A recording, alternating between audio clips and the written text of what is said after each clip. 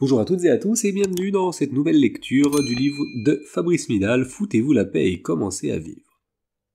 Nous sommes au 11e chapitre, il s'intitule Cessez de vous comparer et soyez vous-même. Comme d'habitude, la phrase de démarrage fais fond sur ce que tu ressens quand même tu serais seul à le sentir. De Henri Michaud. Depuis tout petit, la plupart d'entre nous se comparent aux autres pour avoir des points de repère pour se situer. Dans la cour d'école, nous nous jaugeons pour savoir qui est le plus grand, qui est le plus fort, hier pour lancer ses billes le plus loin, aujourd'hui pour atteindre tel niveau sur la console de jeu. En classe, on nous encourage à comparer des notes, nos mérites. Adolescent, on se compare pour se rassurer. Adulte, pour se conforter.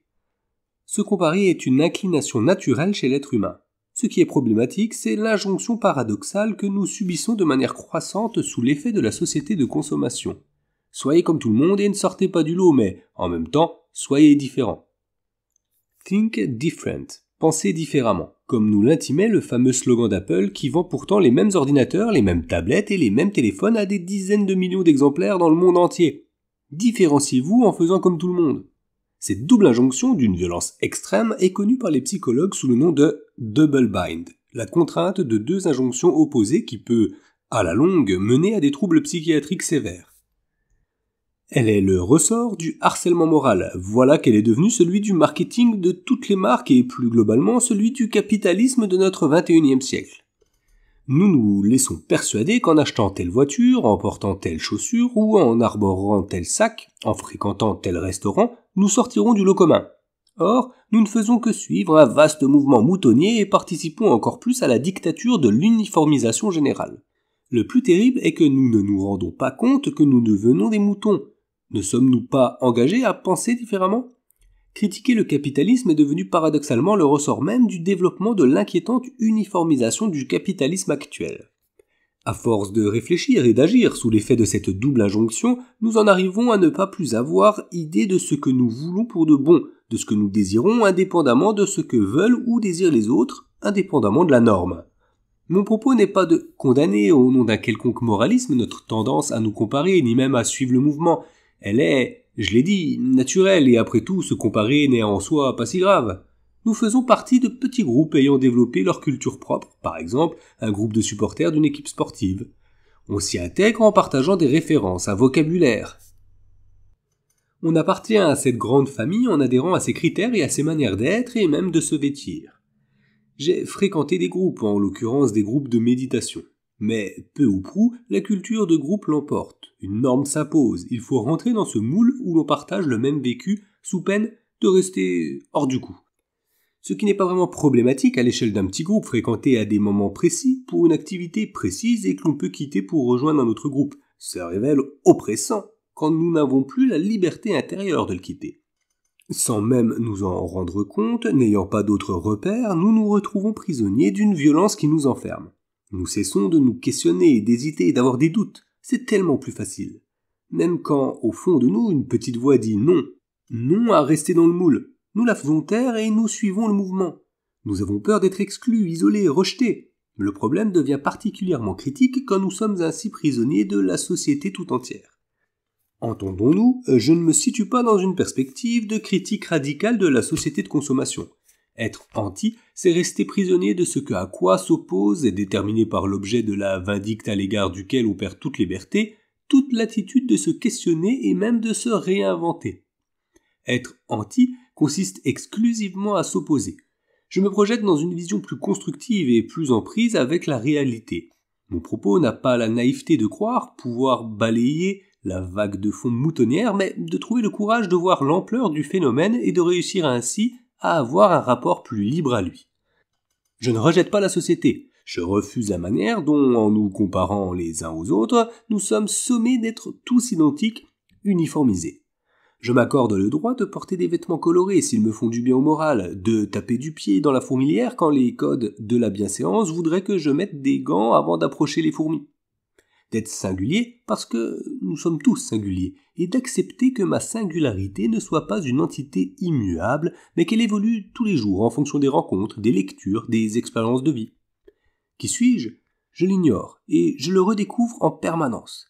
Je me veux libre de me comparer et d'être moi, de suivre le courant ou de m'en tenir à l'écart, de me conformer ou de me singulariser, libre de m'interroger pour savoir ce que je veux, libre de ne plus m'acharner à étouffer mes fragilités et mes différences, libre de m'aimer, à la manière décrite par Jean-Jacques Rousseau qui, déjà, a critiqué cette maladie de nous comparer dont il voyait la source de notre perpétuelle insatisfaction.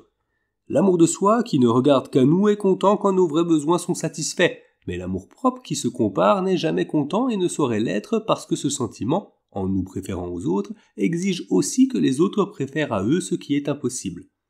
Voilà comment les passions douces et affectueuses naissent de l'amour de soi et comment les passions haineuses et irascibles naissent de l'amour propre. L'amour de soi dont il parle est ce que je préfère nommer la bienveillance envers soi, une bienveillance qui ne comporte pas la même charge émotionnelle que l'amour. C'est exactement l'idée de se foutre la paix. Je cesse de me juger, de m'évaluer, de me comparer, de devoir être comme ceci ou comme cela. Si nous hésitons à franchir le pas et à nous libérer des mécanismes dont nous sommes prisonniers, tout en enviant au fond de nous ce qu'il ose, c'est d'abord en raison d'une peur irrationnelle que nous portons en nous. La peur d'être rejetés, de nous retrouver seuls, à l'écart des autres. La peur de ne pas être acceptés parce que nous ne sommes pas comme tout le monde. La peur de nos différences et de l'inconnu qui s'ouvre à nous dès lors que nous acceptons de les assumer. J'ai eu peur, moi aussi. J'ai eu très peur que le fait d'assumer ce que je suis soit considéré par mon entourage comme une traîtrise. Mes parents voulaient que je travaille avec eux dans la petite entreprise familiale de confection. Je n'en avais aucune envie. Ils souhaitaient que je fasse de bonnes études, que je me marie, que j'ai des enfants. Mais je n'ai rien fait de tout cela. Je me suis tourné vers la méditation. Au début, ils ont cru que je rejoignais une secte et ils ont même cherché à contacter les renseignements généraux. Mais moi, j'avais trouvé ma voie. Celle qui me parlait, me passionnait. Celle que je voulais étudier.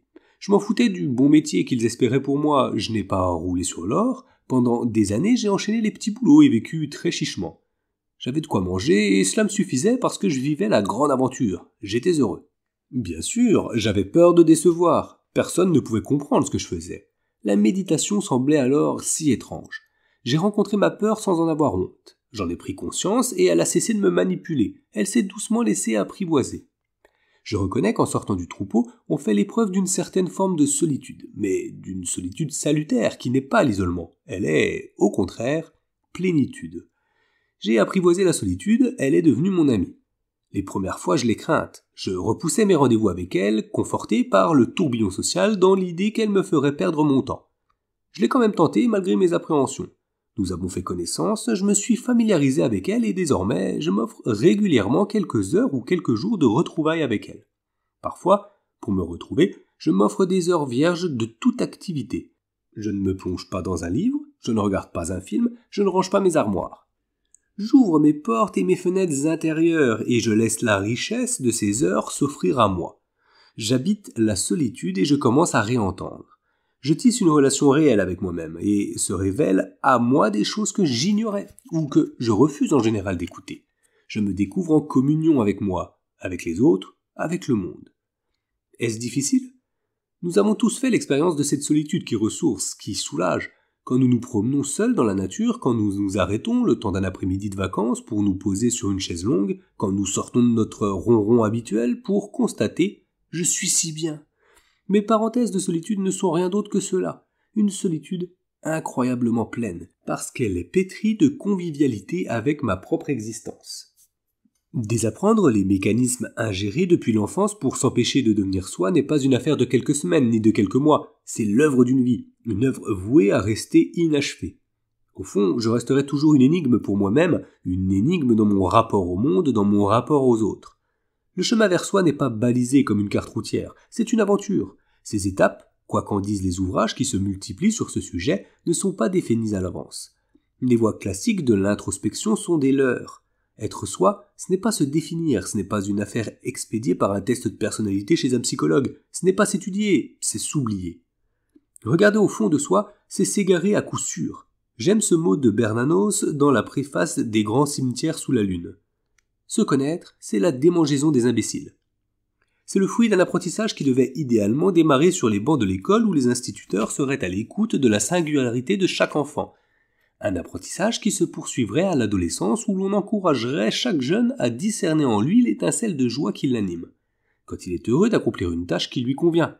Ces tâches qui nous épanouissent sont celles que nous réussissons le mieux. Mais on ne nous enseigne pas le lien de cause à effet entre joie et réussite.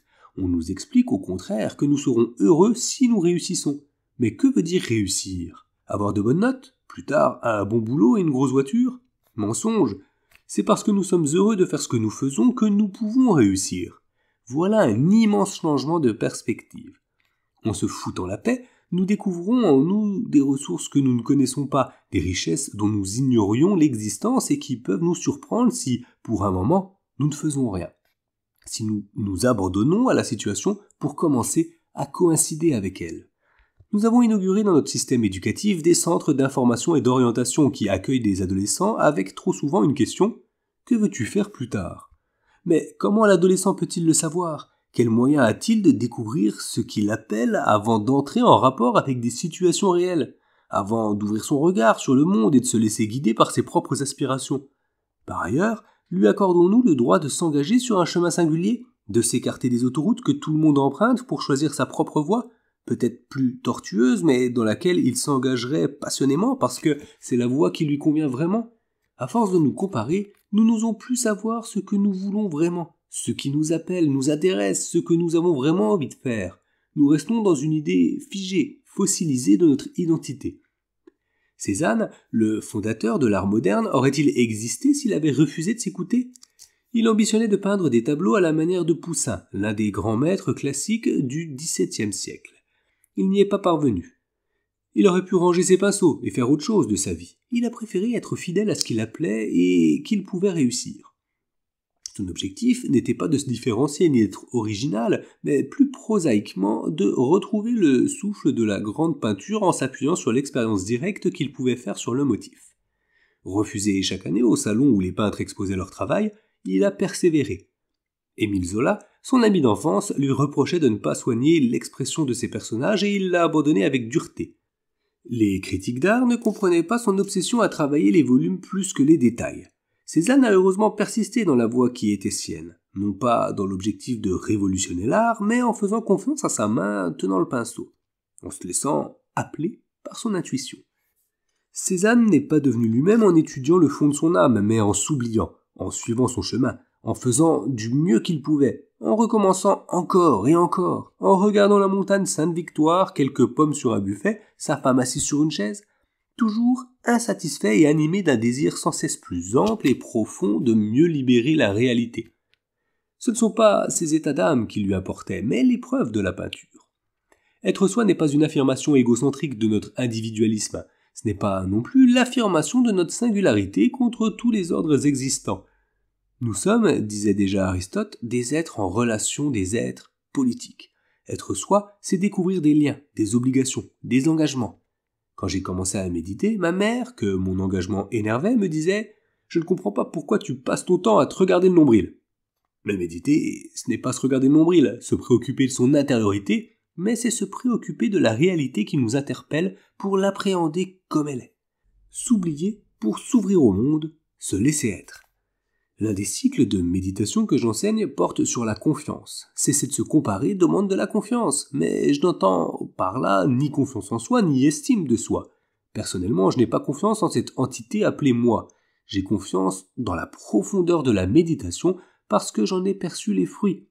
Quand je prends la parole, j'ai confiance en ce que je dis parce que je l'ai éprouvé. La véritable confiance, celle que j'aime transmettre, est inconditionnée. C'est une confiance en rien. En mon humanité, en l'humanité en moi qui sait mieux que moi. Une confiance en la vie qui me permettra de trouver des ressources au cœur même de toute situation. C'est une confiance beaucoup plus radicale que la simple confiance en soi, un état d'être qui me permet de m'enraciner dans ma présence au monde, d'être. Enfin. C'est la fin de ce chapitre. J'espère qu'il vous aura plu, excusez pour ma petite voix, vous avez entendu, je suis un peu malade. C'est pour ça qu'il n'y a pas eu de vidéo la semaine dernière d'ailleurs, j'étais encore plus malade que ça. Donc j'espère que ça ira, que ça vous plaira, et n'hésitez pas à le dire en commentaire et à mettre un pouce bleu comme d'habitude, et à vous abonner si c'est pas le cas encore. Je vous souhaite à toutes et à tous une belle soirée, une bonne journée ou une bonne nuit, si tel est le cas. À plus!